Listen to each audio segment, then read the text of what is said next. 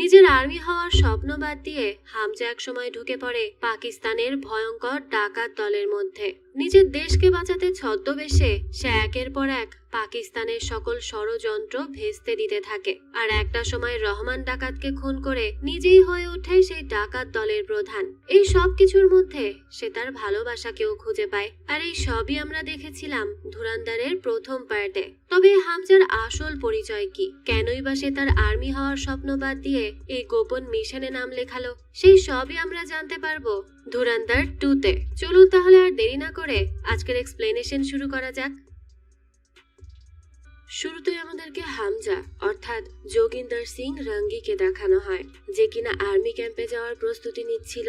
এখানে আমাদেরকে যোগিন্দরের পুরো পরিবারকে দেখানো হয়। আমরা জানতে পারি যে তার বাবা অলরেডি আর্মিতে ছিল, আর তার মৃত দাদাও একজন আর্মি অফিসার ছিল, অর্থাৎ তারা সবাই আর্মি পরিবার থেকে এসেছে। তাই ছোটবেলা থেকেই যোগিন্দরেরও ইচ্ছা ছিল আর্মিতে গিয়ে একজন সম্মানিত আর্মি অফিসার হওয়ার।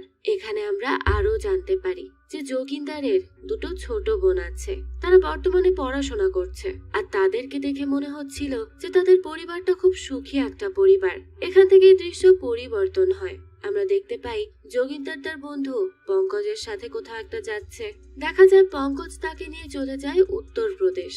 আর সেখানে গিয়ে তারা লতিফ আহমেদ নামের একজনের সাথে দেখা করে। তাদের কথাবার্তা শুনে আমরা জানতে পারি যে পঙ্কজ আসলে এই লতিফ আহমেদের কাছ থেকে অনেক নেশা জাতীয় দ্রব্য নিতে এসেছে।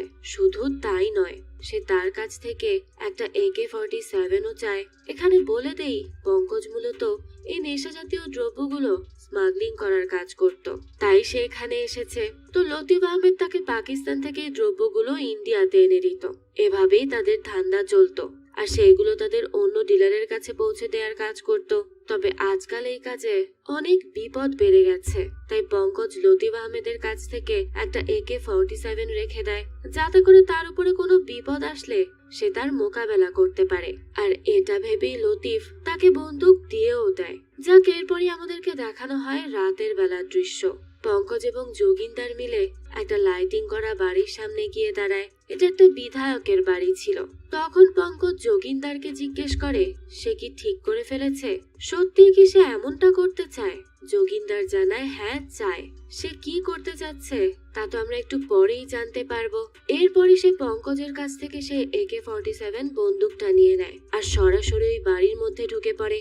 যাওয়ার আগে সে তার বন্ধুকে জড়িয়ে ধরে আর বলতে থাকে যে সে হয়তো আজ এই বাড়ি থেকে ফিরে নাও আসতে পারে, তাই আগে থেকেই সে পঙ্কজকে বলে যাচ্ছে সে যেন তার ছোট বোন জাসলিনকে বিয়ে করে। সে এসব কথা কেন বলল তা তো আমরা একটু পরেই জানতে পারবো। দেখা যায় যোগিন্দার গুটি গুটি পায়ে কেউ যেন তাকে দেখতে না পায় ঠিক এমন ভাবে বাড়ির মধ্যে প্রবেশ করে। এই বাড়িতে তখন হয়তো কোনো বিয়ের অনুষ্ঠান চলছিল। তো যোগিন্দার তখন ধীরে ধীরে বাড়ির দেয়াল টপকাতে থাকে। তারপর সে খেয়াল করে যে বাড়িটার ছাদের রুমে কেউ একজন রয়েছে।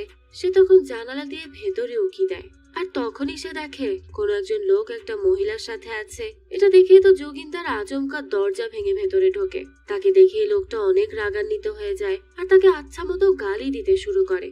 যোগিন্দার তো বারবার তাকে একই প্রশ্ন করতে থাকে, আর তা হলো তার বোন কোথায়। কিন্তু লোকটা তো তার এই কথার কোনো জবাবই দিচ্ছিল না। সাথে সে যোগিন্দারকে বিভিন্ন ভাবে ভয় দেখানোরও চেষ্টা করছিল। অনেকক্ষণ এমনটা চলার পর এক পর্যায়ে লোকটা টেবিলের উপরে থাকা বন্দুকটা নিতে যায়, কিন্তু সেই সময়ে অনেকগুলো গুলি মেরে তার বুক একদম ঝাঁঝরা করে দেয় যোগিন্দার। আর এই গুলির শব্দ পেয়েই পুরো বাড়ি সজাগ হয়ে যায়। তখন যোগিন্দারও সবাইকে তার আসল রূপ দেখাতে থাকে। সে সেখানে শুরু করে দেয় তাণ্ডব লীলা। এখানে অনেকগুলো পুরুষ লোক ছিল, তারা সবাই মিলে যোগিন্দারকে আটকানোর চেষ্টা করছিল, কিন্তু এতগুলো মানুষও যেন যোগিন্দারের কাছে কিছুই না। সে সবাইকে এক এক করে মারতে থাকে আর সবার কাছে একটাই প্রশ্ন করতে থাকে যে তার বোন কোথায়। সবাইকে মারার পরে সে টিটু নামের একজনের ঘরে যায়। টিটুও তখন যোগিন্দারের হাত থেকে বাঁচার জন্য অনেক চেষ্টা করছিল, কিন্তু এক পর্যায়ে যোগিন্দার তাকে ধরেই ফেলে আর তার কাছেও একই প্রশ্ন করে যে তার বোন কোথায়, কিন্তু সেও কিচ্ছু তাকে বলে না।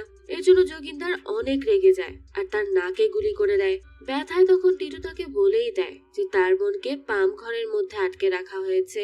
এই কথা শুনেই যোগিন্দার অনেক বেশি রাগান্বিত হয়ে যায় আর টিটুকে সেখানেই মেরে ফেলে। সেখানে থাকা সব পুরুষ লোকগুলোকে মেরে ফেলেছিল। বাচ্চা বা মহিলার দিকে সে কোনো আঁচড়ই দেয়নি। এরপরই দেখা যায় ওই বাসা থেকে রক্তাক্ত অবস্থায় বন্দুক নিয়ে সে পাম ঘরের দিকে রওনা হয়। সেখানে এসে দরজা খুলে এসে দেখতে পায় তার বোন সারা গায়ে রক্তমাখা অবস্থায় একটা শিকল দিয়ে বাঁধা। তাকে দেখেই বোঝা যাচ্ছে যে তার উপর শারীরিক নির্যাতন হয়েছে। দুজনেই তখন অনেক কান্নাকাটি করতে থাকে। এর কয়েকদিন পরেই কাঠগড়ায় তোলা হয় যোগিন্দারকে। সে পুলিশের কাছে নিজে থেকেই আত্মসমর্পণ করেছিল তার বোনকে ওই রাক্ষসদের হাত থেকে বাঁচানোর পর। তখন বিচারকের সামনে যোগিন্দারের উকিল সবাইকে জানাতে থাকে যে কেন যোগিন্দার এই তাণ্ডব লীলা চালিয়েছে। সে বলতে থাকে যে কিছুদিন আগে ওই বিধায়কদের সাথে যোগিন্দারের বাবার জমি নিয়ে ছোট একটা ঝামেলা হয়েছিল, আর তার কারণে যোগিন্দারের বাবাকে ওই বিধায়ক পরিবারের সবাই মিলে অনেক বেশি মারধর করে।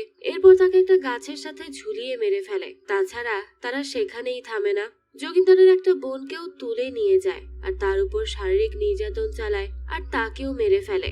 আর তার ছোট বোন জাসলিনকে শারীরিক নির্যাতন করে তাদের পাম ঘরে আটকে রাখে। এই ঘটনার সময় যোগিন্দার ছিল আর্মি ট্রেনিং এ। তার মা এই ঘটনার পরে থানায় গেলে তাদের কেসটাও পুলিশ নেয় না। আর যখন তারা সঠিক বিচার পাচ্ছিল না তখনই যোগিন্দার নিজের হাতে আইন তুলে নেয়। একদিনের মধ্যে পরিবারের সাথে এত কিছু ঘটে যাওয়ার জন্য স্বাভাবিকভাবেই তার মস্তিষ্ক একদম স্বাভাবিক অবস্থায় ছিল না। এসব শুনে তখন বিপক্ষের উকিল বলে ওঠে যে কারণেই হোক না কেন যোগিন্দার যে কাজটা করেছে সেই কাজের জন্য মাত্র 7 বছরের সাজা কোনোভাবেই কাম্য নয়। সে একটা পরিবারের সবগুলো পুরুষ লোককে মেরে ফেলেছে, পরিবারটা একদম অচল হয়ে গেছে। এই কাজের জন্য তার ফাঁসি হওয়া উচিত। বিচারক তখন দুই পক্ষের কথা শুনে অন্য একদিন শুনানির ডেট দিয়ে দেয়। এভাবেই কেস আরো 2 বছর চলতে থাকে। এখন আমাদেরকে দেখানো হয় আজ যোগিন্দারকে একটা জেল থেকে অন্য জেলে ট্রান্সফার করা হচ্ছে। পুলিশের গাড়ি তখন নীরব একটা রাস্তা দিয়ে যাচ্ছিল, চারিদিকে ছিল শুধু ধান ক্ষেত। ঠিক তখনই আমরা দেখতে পাই তাদের উপরে হামলা হয়ে যায়। দুই দিক থেকে 2টা গাড়ি এসে তাদেরকে ঘিরে ধরে। এরপর গাড়ি থেকে অনেকজন বের হয়ে এলোপাথারি গুলি করতে থাকে। এতে পুলিশরা অনেক বেশি ভয় পেয়ে যায়। তারা কি করবে কিছুই বুঝতে পারছিল না। এমন অবস্থায় কয়েকজন লোক যোগিন্দার যে গাড়িতে ছিল সেই গাড়িতে উঠে পড়ে আর যোগিন্দারকে নিজেদের গাড়িতে তুলে নিয়ে সেখান থেকে চলে আসে। এর কিছুক্ষণ পরই দেখানো হয় যোগিন্দারকে একটা রুমের মধ্যে আনা হয়েছে।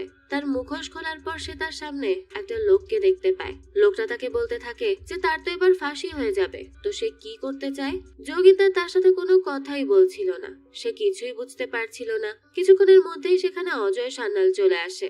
সে হচ্ছে ডিরেক্টর অফ আইভি। তাকে দেখে অবশ্য যোগিন্দার চিনতে পারে। তখন অজয় যোগিন্দারকে বলতে থাকে যে তার হয়তো বা ফাঁসি হয়ে যাবে। বন্ধুরা, ভিডিওর এই অংশটুকু অবশ্যই পূর্ণ মনোযোগ দিয়ে শুনবেন। আপনারা জানেন যে শুধু এক্সপ্লেইন ভিডিও দেখে কখনোই একটা পুরো মুভির ফিল পাওয়া যায় না। একটা মুভি দেখতে হয়তো আপনাকে সিনেমা হলে যেতে হবে, নয়তো চরকি, হইচই, নেটফ্লিক্সের মতো একাধিক প্ল্যাটফর্মে টাকা খরচ করে পছন্দের মুভি বা সিরিজটা দেখতে হবে। আর এটা করা অনেকেরই সামর্থ্যের বাইরে হওয়ায় তারা মন চাইলেও পছন্দের মুভিটা দেখতে পারে না। তাই এই সমস্যা সমাধানের জন্য আমি আপনাদের জন্য নিয়ে এসেছি মিডিয়া বাজার সাইট। এখানে আপনারা একদম ফ্রিতে সরাসরি মুভি দেখতে ও ডাউনলোড করতে পারবেন। আমার এক্সপ্লেইন করা সকল মুভি আমি আপনাদের জন্য এখানে আপলোড করে রাখবো। অন্য ভাষার মুভি হলেও আপনাদের জন্য দেখতে অসুবিধা হবে না, কারণ ভাষা ভিন্ন হলেও প্রত্যেকটা মুভিতে বাংলা সাবটাইটেল অ্যাড করা থাকবে। আপনার কাজ হচ্ছে আমার ভিডিও ডেসক্রিপশন অথবা কমেন্ট বক্সে দেওয়া মুভি লিংকে ক্লিক করে ব্রাউজারে ওপেন করা। আপনি সাইটে সার্চ অপশন থেকে যে কোনো মুভির নাম লিখে সার্চ করলেই সেই মুভিটি আপনার সামনে চলে আসবে। তবে মনে রাখবেন, সার্চ করার সময় মুভির নাম অবশ্যই ইংলিশে সঠিকভাবে লিখতে হবে। বানান ভুল হলে কিন্তু সঠিক মুভিটি আসবে না। এবার আপনার কাঙ্ক্ষিত মুভিটির উপরে ক্লিক করুন। ক্লিক করার সাথে সাথে আপনাকে মূল পেজে নিয়ে যাওয়া হবে। এখানে আপনি সবার উপরে ওয়াচ অনলাইন অপশন পাবেন। এখান থেকে আপনি একদম ইউটিউবের মতো সরাসরি অনলাইনে মুভি ওয়াচ করতে পারবেন। আর আপনি যদি ডাউনলোড করতে চান সেই ব্যবস্থাও এখানে আছে। একটু নিচে স্ক্রল করলে আপনি ডাউনলোড অপশন পেয়ে যাবেন। আপনার পছন্দ মতো কোয়ালিটি সিলেক্ট করে সহজে আপনি যে কোনো মুভি ডাউনলোড করে নিতে পারবেন। কিভাবে ডাউনলোড করতে হয় তার বিস্তারিত টিউটোরিয়াল আপনারা হাউ টু ওয়াচ বাটনে ক্লিক করে দেখে নিতে পারবেন। তো আর দেরি কিসের? এখনই মিডিয়া বাজার সাইটে যান আর পছন্দের মুভি একদম ফ্রিতে উপভোগ করুন। ধন্যবাদ। তার জীবন এখানেই শেষ হয়ে যাবে, কিন্তু সে যদি তার একটা কথা শোনে তাহলে তার পরিবারকে দেখাশোনা করার দায়িত্ব অজয়ের। তাদের ভরণ পোষণ সবকিছু অজয় দিবে। যোগিন্দারকে শুধু তার কথা শুনতে হবে। তখন যোগিন্দার বলতে থাকে যে তার বাবা দাদা দুজনই আর্মিতে ছিল, সেও আর্মিতেই ট্রেনিং করতে গিয়েছিল। তারা পুরো পরিবার দেশের প্রতি অনেক লয়াল। এর পরিণাম সে কি পেল? তার বাবাকে দিনে দুপুরে হত্যা করা হলো, তার বড় বোনের উপর শারীরিক নির্যাতন করে তাকেও হত্যা করা হলো, ছোট বোনের সাথেও একই কাজ করে তাকে আটকে রাখা হলো। তারপরে তার মা যখন কেস করতে গেল সেটাও নেওয়া হলো না। তাহলে দেশের জন্য যে তারা এত আত্মত্যাগ করলো সেই দেশ তাদেরকে কি দিল। এজন্য দেশের উপর থেকে তার ভরসা একদম উঠে গেছে। তার মুখে এমন কথা শুনে অজয় তখন তাকে কিছু কথা শোনায়। সে তাকে বলে যে দেশ তার সাথে অনেক খারাপ করেছে, কিন্তু সে জানে যোগিন্দারের মধ্যে অনেক দেশপ্রেম রয়েছে আর তাকে এখন দেশের জন্যই কিছু কাজ করতে হবে। সে কাজ নিশ্চয়ই ফাঁসির শাস্তির থেকে কোনো অংশে কম না, কিন্তু এই কাজে যদি তার মৃত্যু হয় তাহলে তাকে কেউ ক্রিমিনাল হিসেবে জানবে না, তাকে সবাই দেশপ্রেমিক হিসেবে জানবে। এই কথাগুলো শুনে কেন যেন যোগিন্দার তার কথা মতো কাজ করতে রাজি হয়ে যায়। এরপর এখান থেকে কয়েক মাস কেটে যায়। যোগিন্দারকে দেখে এখন চেনার কোনো উপায় নেই। তার চুল এবং দাড়িগুলো সে বড় বড় বানিয়ে ফেলেছে। তখন তার সাথে অজয় দেখা করতে আসে আর তাকে কি কি করতে হবে সেই সব সম্পর্কে জানাতে থাকে। এখান থেকে যোগিন্দারকে পাঠানো হয় আফগানিস্তানের একটা শহরে। সেখানে একটা হোটেলের মধ্যে তার জায়গা হয়। সে সেখানে থাকে আরো কয়েক মাস। এখন তার বেশভূষা পুরোপুরি মুসলমানের মতো হয়ে গেছে, এমনকি তাকে মুসলমানিও করাতে হয়েছিল। এখানে আরো কিছুদিন কাটানোর পরে যোগিন্দার এসে পৌঁছায় পাকিস্তানে। তার পরের কাহিনী তো আমাদেরকে গল্পের প্রথম পর্বেই দেখানো হয়েছিল, আর এর প্রথম পর্বের এক্সপ্লেনেশন আমাদের চ্যানেলে অলরেডি আপলোড করা আছে। আপনারা চাইলে আগে সেটা দেখে আসতে পারেন। তো এখান থেকে গল্প বর্তমান সময়ে চলে আসে। জানা যায় মারা গেছে রহমান ডাকাত। পুরো এলাকায় তখন দুঃখের মহল ছেয়ে গেছে। রহমানের মৃত্যুর জন্য যে যোগিন্দারি দায়ী এটা এখানকার কেউ জানে না। তারা সবাই মনে করেছিল যে রহমানকে মেরেছে আসলে এসপি আসলাম চৌধুরী। এজন্য সবার রাগ তখন তার উপরেই ছিল। রহমান ডাকাতের মৃত্যুর পরে তার উত্তরসূরি হবে অজয়ের বালজ। রহমানের শেষ কার্য সম্পন্ন করার পরে সবাই এসে সেখানে একত্রিত হয়। তো আমরা তো জানি পাকিস্তানে আসার পরে যোগিন্দারের নাম হয়ে গিয়েছিল হামজা, তাই আমরা তাকে এখন থেকে হামজা বলেই সম্বোধন করব। দলের সবাই একত্রিত হওয়ার পরে হামজা উজায়েরকে রহমানের চেয়ারে বসায় আর তাকেই পুরো লাহারিতে রাজ করার জন্য বলে। অন্যদিকে দেখা যায় রহমানের মরে যাওয়ার পরে এরশাদ পাপ্পু নিজেকে লাহেরির বাদশা বলে মনে করতে শুরু করে। তার লোকজনকে নিয়ে সে রাস্তায় বেরিয়ে অনেক ভাব নিতে থাকে। এই খবরটা হামজা উজায়ের কান পর্যন্ত পৌঁছে দেয়। হামজা তাকে বলতে থাকে যে সে খবর পেয়েছে আরশাদ এসপি আসলামকে রহমানকে খুন করার জন্য বলেছিল। এই কথা শুনে উজায়ের রক্ত তো টকবক করে ফুটতে থাকে। সে তো ভেবেছিল প্রথমে আসলামকে মারবে, কিন্তু এই কথা শোনার পর সে আরশাদকে এখনই মারবে বলে ঠিক করে। তার জন্য আরো বেশি রাগ হয়, এজন্য রহমান তাকে অনেক ড্রিঙ্ক করাতে থাকে। উজায়ের তখন তাদের লোকদেরকে আদেশ দিয়ে দেয় যে তারা যেন এখনই যেখান থেকে হোক এরশাদকে খুঁজে বের করে। হামজা তখন সবাইকে নিয়ে লাহোরিতে বেরিয়ে পড়ে। সব জায়গায় তারা মানুষ মারতে থাকে আর সবার কাছে একটাই প্রশ্ন করতে থাকে, এরশাদ কোথায়? এদিকে তখন আমাদেরকে দেখানো হয় আসলাম সেই ঝামেলার কাছেই ছিল। তাকে তার বস কল করে বলে এরশাদের লোকেদের মধ্যে যেন একজনও বেঁচে না থাকে, কিন্তু এসপি আসলাম তো রহমানদের বিরুদ্ধে ছিল। তাহলে তাকে কেন এমন নির্দেশ দেওয়া হলো আর সেও কেন এই নির্দেশে রাজি হয়ে গেল তা তো আমরা একটু পরেই জানতে পারবো। এদিকে দুই পক্ষের মধ্যে ফাইট চলছিল একদম পুরো দমে। এরশাদ এদিকে তাকে খোঁজার ব্যাপারটা জানতে পারলে সে অনেক বেশি ঘাবড়ে যায়। তখনই দেখানো হয় মিনিস্টার জামাল তাকে কল করে আর তাকে বলতে থাকে যে সে এখন কোথায় আছে। তাকে তো রহমানের লোকেরা পাগলের মতো খুঁজছে, তাকে পেলেই আজ মেরে ফেলবে। এরশাদ তখন তার কাছে কোথাও লুকানোর জন্য সাহায্য চায়। জামাল তাকে বলে যে সে তার জন্য পুলিশের গাড়ি পাঠিয়ে দিচ্ছে, যেটা রাস্তায় কেউ আটকাতে পারবে না। তারা সেই গাড়িতে করে সরাসরি যেন জামালের দুধের ফ্যাক্টরিতে চলে আসে। ওখানে কেউ তাকে খুঁজে পাবে না। এরশাদ ভালো মনে জামালের কথা মতো দুধের ফ্যাক্টরিতে চলে আসে, কিন্তু সেখানে আগে থেকে অপেক্ষা করছিল উজায়ের আর হামজা। অর্থাৎ জামাল এরশাদের সাথে দুই নাম্বারই করেছে। এখানে আসার সাথে সাথেই এরশাদ এবং তার ভাইকে বেধড়ক মারতে শুরু করে দেয় হামজারা। মারতে মারতে তাকে একদম অর্ধমৃত করে দেওয়া হয়। তারপর তাকে গাড়ির সাথে বেঁধে মহল্লার মধ্যে নিয়ে আসা হয়। উজায়ের তখন সবার সামনে বলতে থাকে যে তার ভাইকে মারার শাস্তি কি হতে পারে তা সে সবার সামনে দেখাবে। এটা বলেই সে এরশাদের ঘাট থেকে মাথা এক কোপে আলাদা করে দেয়। এরপর তার মাথা নিয়ে সে সবার সামনে ফুটবল খেলতে থাকে। এই সবকিছু তখন হামজা চুপি চুপি তার ফোনে রেকর্ড করে নেয়। সে তখন এটা আর একজনকে পাঠিয়ে দেয়। আমরা এরপর দেখতে পাই ভিডিও চতুর্দিকে ভাইরাল হয়ে গেছে। তাদের প্রদেশের মন্ত্রী ইকবাল জামাল এবং এসপি আসলামকে ডেকে পাঠায় আর জামালকে অনেক উল্টোপাল্টা কথা শুনিয়ে বলতে থাকে যে সে যে এলাকার মিনিস্টার সে এলাকাতে এমন ঘটনা হয়েছে আর সে একবার থামানোর চেষ্টাও করেনি। এই কাজ তো কোনোভাবেই মেনে নেওয়া যায় না। কেউ কারো মাথা কেটে ফুটবল খেলবে এটা তো ঠিক নয়। এর জন্য ওজায়েরকে মরতে হবে। কিন্তু জামাল তাকে বলতে থাকে যে একে তো রহমান মারা গেছে, এখন যদি উজায়েরকেও মেরে ফেলা হয় তাহলে অনেক ঝামেলা সৃষ্টি হবে। আর রহমানের লোকেরা একবার যদি তাদের বিরুদ্ধে হয়ে যায় তাহলে তারা আর কোনো নির্বাচনে জয়ীও হতে পারবে না, কারণ সর্বোচ্চ ভোট তাদের রহমানের লোকেদের থেকেই আসে। তাই তাদের উচিত এখন উজায়েরের নামে একটা কেস করে দেওয়া, যাতে করে সে যাবজ্জীবন কারাদণ্ডে থাকে। তার কথা শুনে প্রদেশের মন্ত্রী এমনটাই করবে বলে ঠিক করে। আর তাছাড়া তাদেরকে কোনোভাবে এখন মিডিয়ায় উজায়েরের খবরটার থেকে দৃষ্টি সরাতে হবে। আর এর জন্য তারা 5 জন বালক ছেলেদেরকে ধরে নিয়ে এনকাউন্টার করবে। এতে মিডিয়া শান্ত হবে আর এরপর তারা উজায়েরের বিরুদ্ধে অ্যাকশন নেবে। তাকে প্রথমে জেলে ঢোকাবে আর তারপর জেলের মধ্যেই তাকে মেরে ফেলবে।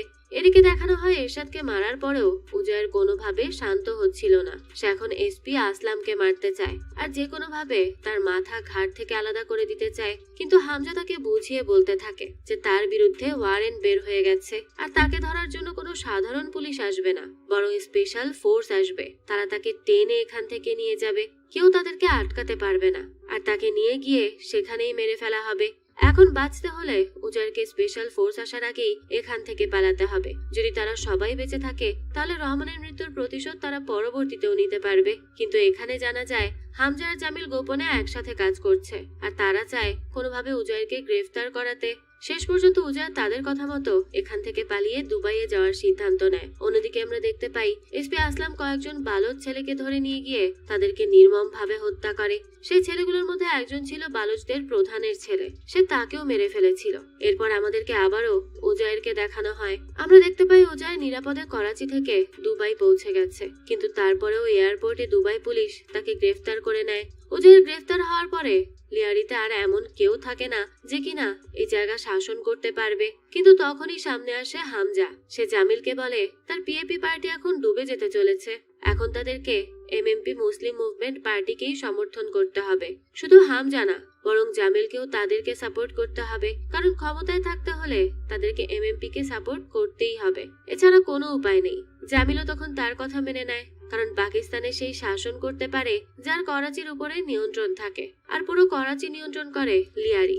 এরপর আমাদেরকে দেখানো হয় নির্বাচন সামনে আসতেই এমএমপি খুব বেশি শক্তিশালী হয়ে ওঠে আর শেষ পর্যন্ত তারাই জিতে যায়। আর এই জয়ের পুরো কৃতিত্ব যায় হামজা আর জামিলের কাছে, ফলে তারা তখন আরো বেশি ক্ষমতাশালী হয়ে যায়। লিয়ারির বাদশা হয়ে যাওয়ার পরে হামজা শ্রেণী বালুচের কাছে যায় আর সেখানে শ্রেণী হামজাকে শেরে বালুচের উপাধি দেয়, যে উপাধি আগে রহমান ডাকাত পেয়েছিল। এরপর গল্প খুব দ্রুত এগোতে থাকে।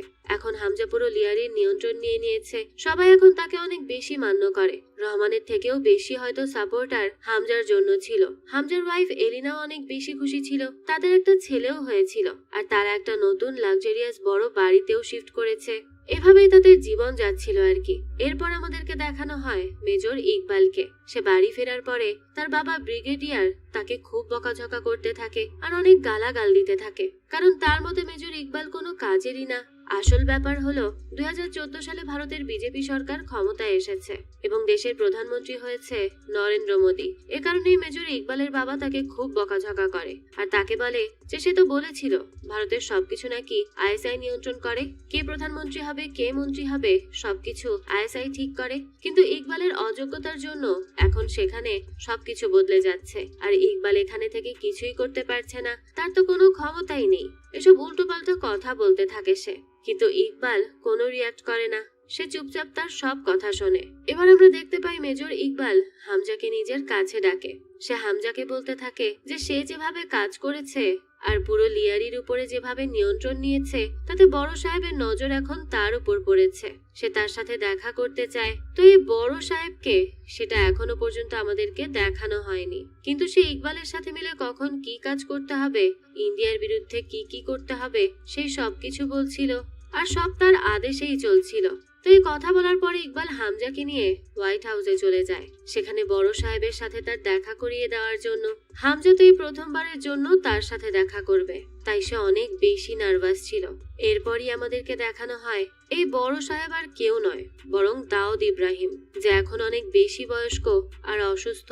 তবুও বিছানায় শুয়ে এসে পাকিস্তানের অনেক বড় বড় সিদ্ধান্ত নেয়, এমনকি ভারতে কখন কি ঘটবে তাও সে ঠিক করে। সম্প্রতি সে একটা পরিকল্পনা করেছে। ভারত থেকে কিছু লোক পাকিস্তানে আসবে আর তারা এখান থেকে প্রচুর মাদক নিয়ে যাবে, কারণ করাচিতে এই মাদকের দাম অনেক কম, কিন্তু সেই একই মাদক ভারতে পৌঁছালে তা অনেক বেশি দামে বিক্রি হয়। এই টাকা দিয়ে তারা অস্ত্রও কিনতে পারবে। তাই মাদকগুলোকে বর্ডার পার করানোর দায়িত্ব দেওয়া হয় হামজাকে, আর তার সাথে এসপি আসলামকেও রাখা হয়, যাতে কোনো ধরনের সমস্যা না হয়, আর হলেও যাতে সে সামলে নেয়। যদিও হামজা মাদকের ব্যবসা করে না, তবুও বড় সাহেবের আদেশ বলে তাকে সেটা মানতে হয়। তাছাড়া বড় সাহেব তার উপরে অনেক বেশি ইমপ্রেস ছিল।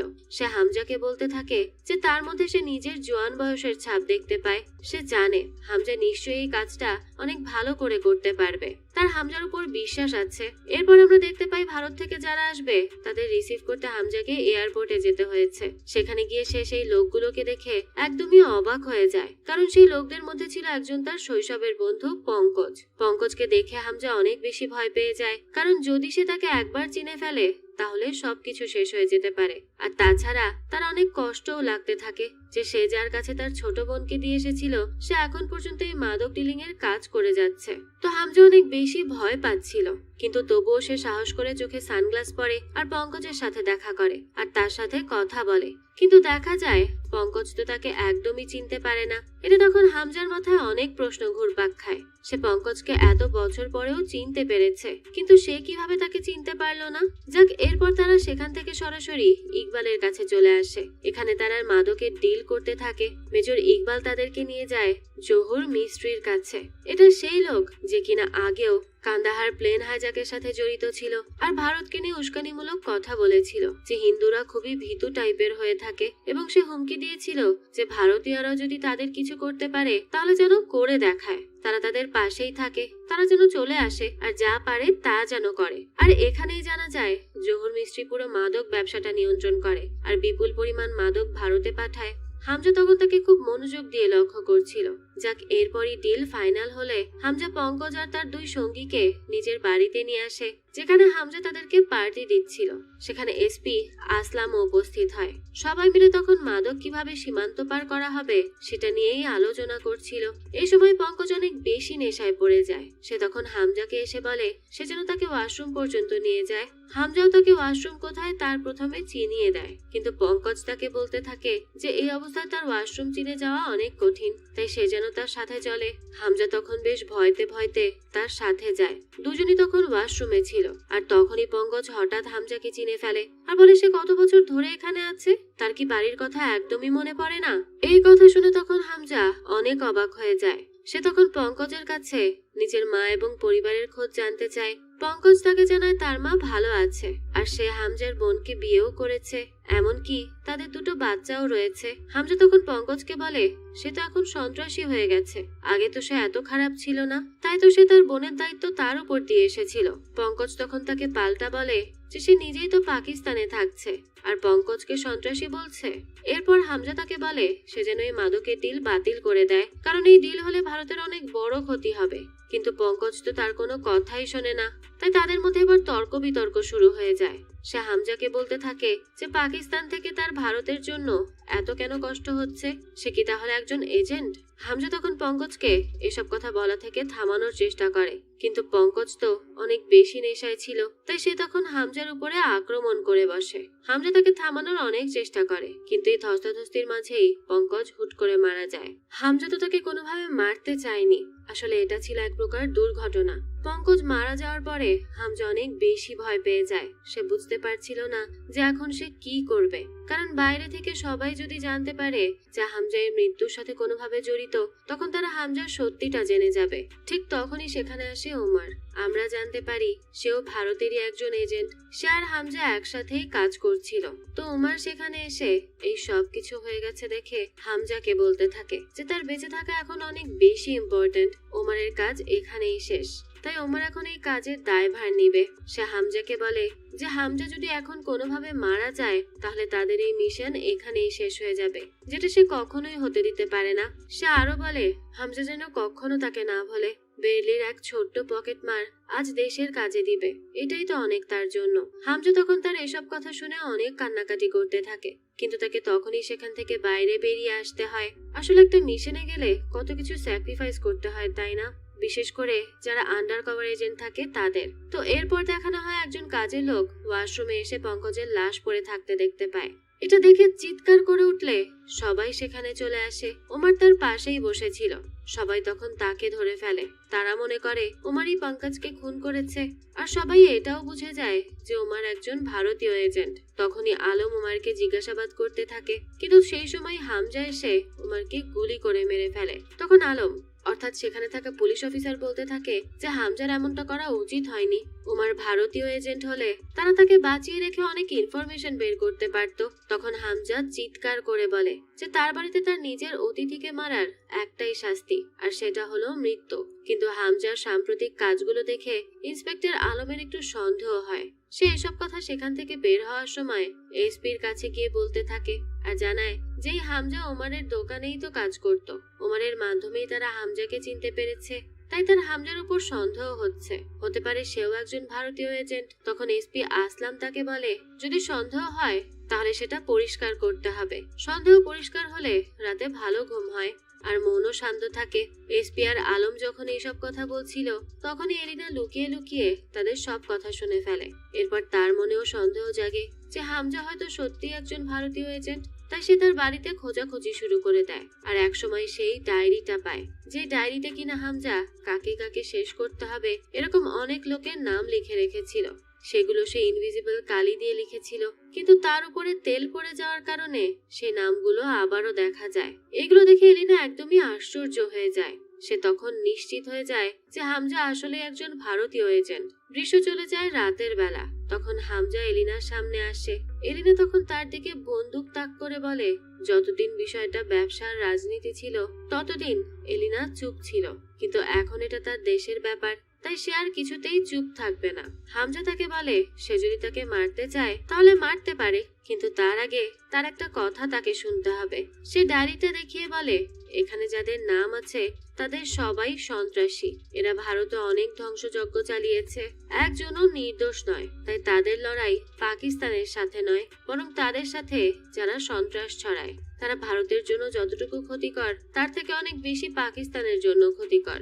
এই কথা শুনে এলিনা কিছুটা শান্ত হয় আর তাকে বলে এই সবকিছুর মধ্যে তার ছেলের যেন কোনোভাবে ক্ষতি না হয়। পাশাপাশি সে হামজাকে সতর্ক করে দেয় যে এসপি আসলামের এখন তার উপর সন্দেহ, তাই তাকে খুব সাবধানে থাকতে হবে। এইদিকে এসপি আসলাম জানতে পারে যে উজায়েরকে দুবাই থেকে পাকিস্তানের জেলে ট্রান্সফার করা হয়েছে।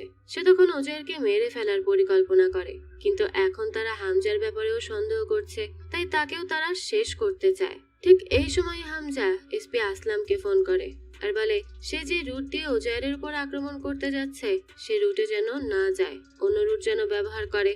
আসলাম বুঝতে পারে যে হামজা শ্রেণী বালুচের সাথে দেখা করেছে। যেমন করে সে হামজার বিরুদ্ধে চাল চালছে ঠিক তেমন ভাবে হামজাও আসলামের বিরুদ্ধে পরিকল্পনা করছে, কারণ হামজা শ্রেণী বালুচকে আগেই বলে দিয়েছে যে তার ছেলে এবং বাকি বালুচ ছেলেদেরকে উঠিয়ে নিয়ে গিয়ে এসপি আসলাম খুন করেছিল। এই জন্য শ্রেণী বালুচ অন্য রুটে আসলাম উজায়েরকে মারার জন্য গেলে তাকে সেখানে মেরে ফেলার পরিকল্পনা করে। এর জন্যই হামজা তাকে অন্য রুটে যাওয়ার জন্য বলে। কিন্তু এদিকে আসলাম বুঝতে পারে যে হামজা যে রুট বলছে সেখানে গেলে সে নিজেই ফাঁদে পড়বে, তাই সে তখন উজায়েরকে মারার জন্য আলমকে পাঠায় আর নিজে অন্য পথে হামজাকে মারার জন্য বেরিয়ে পড়ে। এদিকে তখন দেখা যায় হামজার কাছে জামিলও বসেছিল। সে হামজা আর আসলামের সব কথা শুনতে থাকে। ফলে তারা দুজনেই এখনো কথা বলে। আসলাম হামজাকে বলে যে সে যেই খেলা খেলছে তাতে সে কখনোই সফল হবে না, কিন্তু হামজা তো আগে থেকেই জানতো যে আসলাম তাকে সন্দেহ করে।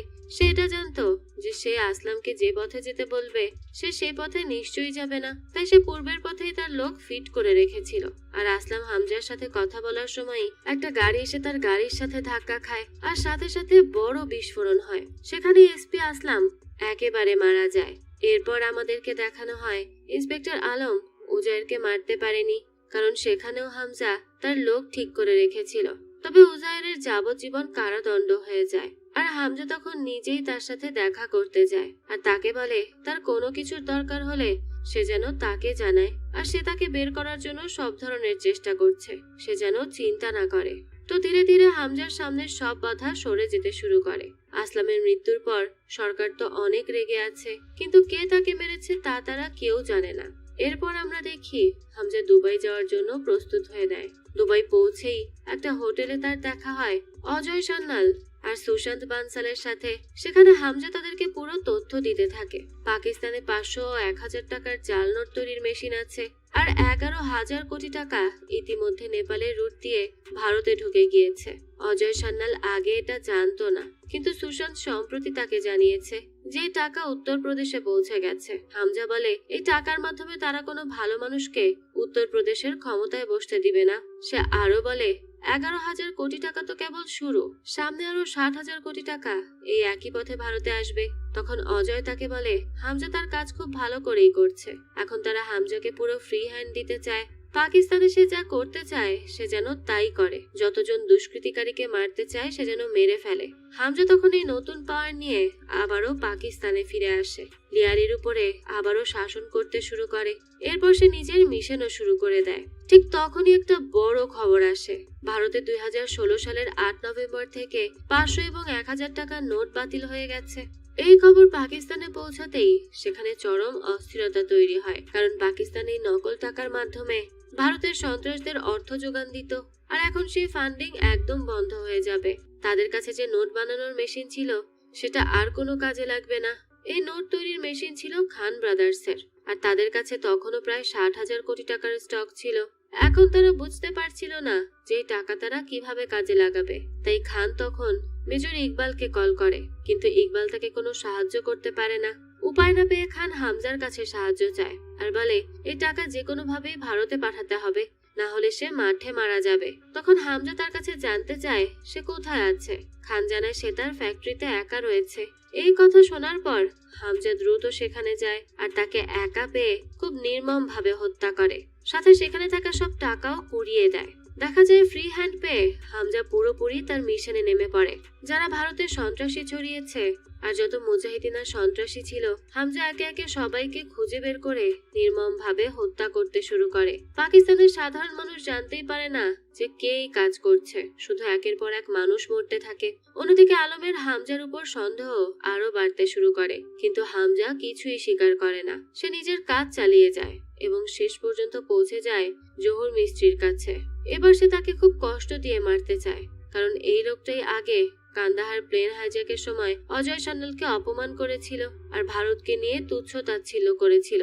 অন্যদিকে অজয় সান্যাল সবাইকে বলেছিল তাদের কারো কিচ্ছু হবে না, ইন্ডিয়ান সরকার তাদেরকে সহজেই নিয়ে আসবে। অজয় সান্যাল তখন ভারত মাতার জয় পড়লে কেউ জবাব দিতে পারছিল না, কারণ এই জহুর সবার দিকে বন্দুক তাক করে রেখেছিল। হামজার পর জহুরকে আহত করে ভিডিও কলে অজয়কে জহুরকে দেখাতে থাকে আর তার সামনে একে মারতে থাকে। তখন অজয় জহুরকে বলতে থাকে যে সেদিন তার একটা কথা অসম্পূর্ণ ছিল। জহুর তখন তাদের কাছে প্রাণ ভিক্ষা চাইতে থাকে আর বলতে থাকে যে ভারত মাতার জয়। এটা বলার পরেই হামজা তাকে খুন করে। আবার দেখানো হয় মেজর ইকবাল হামজাকে কল করে আর বলতে থাকে যে বড় সাহেব তাকে ডেকেছে এবং আজই তাকে দেখা করতে বলেছে। হামজা বুঝতে পারে না যে কেন তাকে ডাকা হয়েছে, কিন্তু সে নিজের একটা শেষ পরিকল্পনা করে নেয়। সে দাউদ ইব্রাহিমকে মারতে চায়। আসলে ডিআরডিও এমন একটা বিষ তৈরি করেছে যা মানুষের ত্বকের সংস্পর্শে আসলেই সেটা তাকে নিঃশব্দে মেরে ফেলতে পারে। এটাকে সাইলেন্ট কিলার বলা হয়। হামজার কাছে এই বিষ মারা যাওয়ার আগে ওমর দিয়ে গিয়েছিল। হামজা এটা তার হাতের সাথে একটা টেপের মাধ্যমে যুক্ত করে নেয় আর ভাবে কোনোভাবে বড় সাহেব অর্থাৎ দাউদ ইব্রাহিমের ত্বকে সেটা লাগিয়ে দিবে। তাই সে দাউদের সাথে দেখা করে। দাউদ তাদেরকে বলতে থাকে যে পরিস্থিতি হাতের বাইরে চলে যাচ্ছে, তাদেরকে এখন বড় কিছু করতে হবে। সে বলে লস্করে তাইবা থেকে 40 থেকে 50 জন লোক লাগবে যারা ভারতে বড় ধরনের হামলা চালাতে পারবে, কারণ 4-5 জন যদি এত ধ্বংস করতে পারে তাহলে ভেবে দেখো 40 থেকে 50 জন কতটা করতে পারবে। তো এরপরে এই লোকদেরকে অস্ত্র দেওয়ার দায়িত্ব দেওয়া হয় হামজাকে। আর যখন সবাই সেখান থেকে চলে যাচ্ছিল তখনই হামজা বড় সাহেবের সাথে হাত মেলানোর জন্য যায়, কিন্তু সেই সময় সেখানে নার্স চলে আসলে সে এই কাজে ব্যর্থ হয়। এরপর সে এলিনার কাছে যায় আর তাকে বলে আগামীকাল সে অনেক বড় কিছু করতে যাচ্ছে, হয়তো এরপর তারা আর কখনো দেখা করতে পারবে না। তাই সেরিনাকে দেশ ছেড়ে চলে যেতে বলে, এমনকি সে তো তার জন্য টিকিটও করে দেয় আর বলে যদি বেঁচে থাকে তাহলে সেও তার কাছে চলে আসবে। অন্যদিকে দেখানো হয় মেজর ইকবাল লস্করের তাইবার লোকেদের সাথে দেখা করে আর তাদেরকে পুরো মিশন বুঝিয়ে দিতে থাকে। ইন্ডিয়ায় গিয়ে কি কি করতে হবে না না হবে এই সব কিছু। এরপর সেখান থেকে 40 থেকে 50 জনকে বেছে নেওয়া হয়। সে তাদের বলে এবার পুরো ভারতকে জ্বালিয়ে দিতে হবে। এই সময় হামজা যখন বাড়ি থেকে বের হয় তখনই ইন্সপেক্টর আলম তাদের বাড়িতে যায় আর এলিনার ছেলের মাথায় বন্দুক ধরে এলিনার কাছে জিজ্ঞেস করে যে হামজা কি একজন ভারতীয় এজেন্ট। এলিনা তখন কিচ্ছু না বললেও আলম সবকিছু বুঝে যায়। তারপর সেই তথ্য ইকবালকে জানাতে যায়। ইকবাল জানতে পারে হামজা একজন ভারতীয় এজেন্ট। এদিকে ইকবাল তার বাসায় ছিল। তার বাবা যে কিনা তাকে সবসময় অপমান করত সেই একই কাজ আবারও করছিল। তাকে অনেক আজে বাজে কথা শোনাতে থাকে সে, আর বলতে থাকে যে সে একজন অপারগ ছেলে, না পেরেছে দেশের জন্য কিছু করতে আর না পেরেছে একটা ছেলে পয়দা করতে। সে তো একটা পুরুষই না। ইকবাল তো এবার আর কোনোভাবেই চুপ থাকতে পারে না। এমনিতেই সে হামজার বিষয়টা নিয়ে অনেক বেশি রেগেছিল, আর তার উপর তার বাবা যখন এসব বলে তখন সে নির্মম ভাবে তাকে হত্যা করে আর তাকে বলে তার সব কাহিনী তার মা অনেক আগেই তাকে বলেছে। সে 1 নম্বরের মিথ্যাবাদী, সবসময় বলে সে এই করেছে ওই করেছে, কিন্তু আসলে কিছুই করেনি সে। দৃশ্য চলে যায় পরের দিন। আমাদেরকে দেখানো হয় হামজা সকল অস্ত্র নিয়ে মেজর ইকবালের কাছে পৌঁছে যায়, কারণ এই অস্ত্রগুলো লস্করের তাইবা লোকেদের দেওয়ার কথা ছিল। হামজা তো জানতো না যে ইকবাল তার সত্যিটা জেনে গেছে। এদিকে ইকবাল সবকিছু জানার কারণে আগে থেকেই পরিকল্পনা করে রেখেছে যে কিভাবে সে হামজাকে মেরে ফেলবে। হামজা সেখানে পৌঁছাতেই ইকবাল তাকে অনেক নকল টাকা দেয়। কষ্টের বদলে তাদেরকে আসল টাকা দেওয়ার কথা ছিল। তো এই বিষয়টা হামজার সহযোগী রেজওয়ান বুঝতে পেরেছিল, কিন্তু তাকে ভেতরে ঢুকতে দেওয়া হয় না, তাই সে হামজাকে এই ব্যাপারে জানাতেও পারে না। তো এখানে বলে দেই রেজওয়ানও আসলে একজন ভারতীয় এজেন্ট, যা আগেও হামজার সাথে অনেক কাজ করেছে। এদিকে দেখানো হয় হামজাকে একা পেয়ে মেজর ইকবাল তার উপরে আক্রমণ করে বসে আর তাকে নির্মম ভাবে মারতে শুরু করে। হামজা তো তখন কিছুই করতে পারছিল না, শুধু বারবার ঘড়ির দিকে তাকাচ্ছিল, কারণ তারও একটা প্ল্যান ছিল। আসলে এখানে আসার আগে হামজা শ্রেণী বালকের কাছে গিয়ে বলেছিল সে যদি তার সব শত্রুকে এক ছাদের নিচে এনে দেয় তাহলে সে কি করবে। শ্রেণী বালক বলেছিল তাহলে সে পুরো ধ্বংসযজ্ঞ চালিয়ে দিবে। তখন হামজা তাকে বলে তাহলে যেন সে প্রস্তুত থাকে, কারণ সে তাকে সেই সুযোগ দিতে যাচ্ছে। আমাদের তো আর বুঝতে বাকি নেই যে বালকদের সাথে ইকবালদের শত্রুতা অলরেডি হয়ে গিয়েছিল, কারণ তাদের নির্দোষ ছেলেদেরকে তুলে নিয়ে গিয়ে তারা খুন করেছিল। তাই শ্রেণী হামজার সাথে যুক্ত হয়। এদিকে আবারও দেখানো হয় ইকবাল হামজাকে মারতে থাকে। তখন হঠাৎই হামজা বলে তার যদি এসব ছোটখাটো মারামারি শেষ হয়ে যায় তাহলে কি সে এখন বিস্ফোরণ শুরু করবে। আর এই বলার সাথে সাথেই সেখানে বিশাল বিস্ফোরণ ঘটে। পুরো বিল্ডিং ধসে পড়ে, কারণ হামজা যে অস্ত্রগুলো নিয়ে এসেছিল সেগুলোর ভেতরে টাইম বোমা লাগানো ছিল। তবুও তখন ইকবালের কিছু লোক বেঁচে যায় আর সেখানে তীব্র লড়াই শুরু হয়। হামজা তো একাই ইকবাল আর তার লোকেদের সাথে লড়তে থাকে। দুই পক্ষেই একে অপরের উপর ভারী পড়ছিল, কিন্তু এক সময় দেখা যায় ইকবাল সেখান থেকে পালিয়ে যায় আর এরপর হামজাও তার পিছু নেয়। তাদের মধ্যে একাধিক ধাওয়া পাল্টা ধাওয়া চলতে থাকে আর ভীষণ মারামারিও হয়। শেষ পর্যন্ত তারা একে অপরের মুখোমুখি হয়। সেখানে ইকবাল হামলাকে খুব মারতে থাকে, কিন্তু হামজার সহ্য শক্তি ছিল অনেক বেশি। শেষমেশে ইকবালের 2 পা ভয়ঙ্কর ভাবে কেটে ফেলে। এরপর তাকে একটা ফুয়েল ট্যাঙ্কারে ফেলে দিয়ে সেখানে আগুন লাগিয়ে দেয়। সবকিছু শেষ করে হামজা চোখে অশ্রু নিয়ে এলিনাকে কল করে আর তাকে বলে তাদের আর কখনোই দেখা হবে না। হামজা শেষবারের মতো চায় এলিনা যেন তার আসল নামটা জানে আর তাকে সেই নামে ডাকে। তখন সে তাকে জানায় তার আসল নাম যোগিন্দার। এলিনা তখন তাকে সেই নামে ডাকে। হামজাও এরপর কল কেটে দেয়। কিছুক্ষণ পরেই পাকিস্তানি আর্মি এসে হামজাকে ধরে ফেলে আর তাকে প্রচন্ড নির্যাতন করতে থাকে, কিন্তু হামজা তাদেরকে কিছুই বলে না। এদিকে বিষয়টা যখন অজয় সান্যাল জানতে পারে তখন সে আইএসআই প্রধান হাসানের সাথে যোগাযোগ করে আর তাকে বলে এই মুহূর্তে যেন হামজাকে ছেড়ে দেওয়া হয়, তা না হলে পুরো পাকিস্তান উড়িয়ে দেওয়া হবে। কিন্তু হাসান বলে এবার ভারতের বদনাম হবে। তখন অজয় সান্যাল বলে সে তাকে একটা ছবি আর ভিডিও পাঠিয়েছে, সে যেন ওটা দেখার পরে কথা বলে। ভিডিও দেখার পর এটা জানা যায় যে হাসান গোপনে ইসরায়েলের সাথে বড় অস্ত্রের ডিল করছিল আর পাকিস্তান সরকার এই সম্পর্কে কিছুই জানতো না। এই ভিডিও ইসরায়েলের পক্ষ থেকে ভারতে পৌঁছায়। তখন অজয় হাসানকে বলে সে ইসরায়েলের সাথে ডিল করবে আর তারা ভারতকে জানাবে না। এটা কি কখনো সম্ভব? তাই ভালো হয় তারা যেন হামজাকে ঠিকঠাক ভাবে ছেড়ে দেয়। তারা প্রাইভেট জেটও পাঠাচ্ছে। যদি কোনো চালাকি করেছে তারা, তাহলে পাকিস্তানের মানুষই হাসানকে শেষ করে দিবে। হাসান তো তখন অনেক বেশি ভয় পেয়ে যায়। সে তার নির্দেশ মেনে হামজাকে নির্দিষ্ট জায়গায় ছেড়ে দেয়। পরে সেখানে একটা গাড়ি তাকে নিতে আসে আর আমরা দেখতে পাই ওই গাড়িতে তখন জামিল বসে আছে। আমাদের সামনে তখন অনেক বড় একটা সত্যি আসে। জামিল আসলে ৪৫ বছর ধরে পাকিস্তানে ভারতীয় এজেন্ট হিসেবে কাজ করছে। এতদিন ধরে সে রাজনীতির ভেতরে ঢুকেছিল, কিন্তু আসলে তো সে একজন ভারতীয় এজেন্ট। আর এই সবকিছু হামজা এখন বিদায় নেওয়ার সময় জানতে পেরেছে। সে তখন জামিলকে বলতে থাকে যে তার একটাই আফসোস থাকবে যে সে দাউদ ইব্রাহিমকে মারতে পারেনি। তখন জামিল তাকে একটা ছবি দেখায় আর জানা যায় দাউদের বর্তমান অসহায় অবস্থার পেছনে জামিল দায়ী। ডিআরডির তৈরি সেই সাইলেন্ট কিলার বিষ অনেক বছর আগেই সে দাউদকে দিয়ে দিয়েছিল, যার ফলে দাউদ পঙ্গু হয়ে গেছে। জামিল শেষে বলে ধীরে ধীরে কষ্ট দিয়ে মারার যে মজা সেটা একবারে মেরে ফেলার মধ্যে নেই। যাক, এরপরে জামিলের থেকে বিদায় নিয়ে হামজা আবারও ভারতে ফিরে আসে। আর এসেই সে অজয় সান্যাল এবং সুশান্তের সাথে দেখা করে এবং পাকিস্তানে সে যেসব কাজ করে এসেছে সবকিছু তাদেরকে বিস্তারিত জানায়। অজয় তখন তাকে মুক্ত করে দেয়, তাকে এখন বিশ্রাম নেওয়ার জন্য বলে। হামজা কিছুদিন এদিক ওদিক ঘুরে বেড়ায়। এরপর সে একদিন পাঞ্জাবে তার নিজের গ্রামে যায়, নিজের বাড়িতে যায়। দূর থেকে সে তার পরিবারকে দেখতে থাকে, কিন্তু সে তাদের সাথে দেখা করে না, কারণ সে জানে একবার যদি সে তার পরিবারের সাথে দেখা করে ফেলে তাহলে সে কখনোই আর ফিরে আসতে পারবে না। তাই শুধু তাদেরকে দূর থেকে দেখে চোখে অশ্রু নিয়ে সে চুপচাপ ফিরে আসে। আর এখানেই এই গল্পটা শেষ হয়ে যায়। আর এরপর আমাদের দেখানো হয় কিভাবে যোগিন্দার পাকিস্তানে যাওয়ার জন্য ট্রেনিং নিয়েছিল। সেই 2 বছর ধরে সুশান্তের অধীনে কঠোর ট্রেনিং নেয় এবং নিজেকে অনেক শক্ত করে গড়ে তোলে। আর সেখানেই সব সৈনিকদেরকে একটা গুরুত্বপূর্ণ শিক্ষা দেওয়া হয় যে বলিদানই হলো পরম ধর্ম। যাক, এই তো ছিল আজকের গল্প। হামজার জীবনের এই গল্পটা আপনাদের কাছে কেমন লেগেছে সেটা অবশ্যই আমাদেরকে কমেন্ট করে জানাবেন। যদি এতটুকুও ভালো লেগে থাকে তাহলে একটি লাইক দিয়ে যাবেন। আর হ্যাঁ, আমাদের এই চ্যানেলে কিন্তু প্রতিনিয়তই নতুন নতুন ভিডিও আপলোড করা হয়। সেই সব ভিডিওর আপডেট পেতে আমাদের চ্যানেলটিকে সাবস্ক্রাইব করে বেল আইকনে অল দিয়ে রাখতে কিন্তু ভুলবেন না। আর একটা কথা, আমাদের সকল ভিডিওর আপডেট পেতে জয়েন করতে পারেন আমাদের হোয়াটসঅ্যাপ চ্যানেলে, লিংক ডেসক্রিপশন বক্সেই দেয়া আছে। আজকে তাহলে এই পর্যন্তই, আবারও হাজির হব নতুন কোনো ভিডিও নিয়ে। সেই পর্যন্ত সবাই ভালো থাকবেন আর আমাদের চ্যানেলের সাথেই থাকবেন। ধন্যবাদ।